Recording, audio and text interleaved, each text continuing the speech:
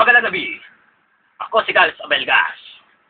Narito ang aking toko, Team of the Crime o Therapy. Nagabing yon, Hulyo 9, taon 2010, nang ma-hit and run si Lola Violinda sa tapat ng Recto, Manila.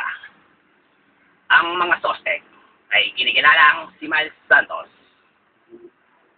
taga Bustos, Bulacan, at ang kanyang mga classmates na kanyang mga sakay na sila Raven Sakilayan, Rudolph Salmiento, Wilson Ronyo, at Conrad Bautista.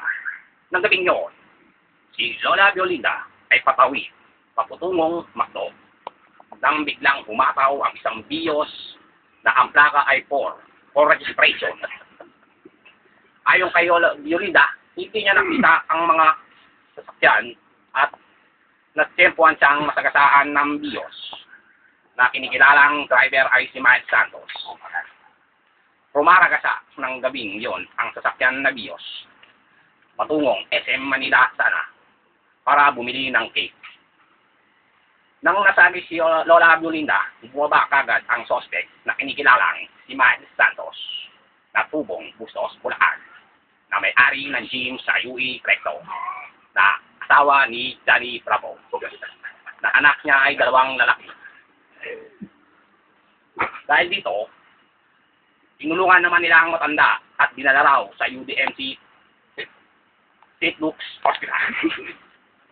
Nang ibinyon, ayaw ni Lola Violinda magpadala sa ospital dahil siya ay natatakot baka saan lang dalahin ng mga estudyante ito.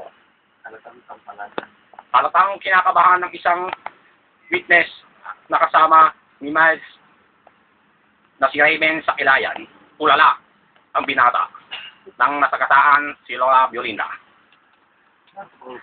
Magbabalik ang Soko, Team of the Crime o Therapy.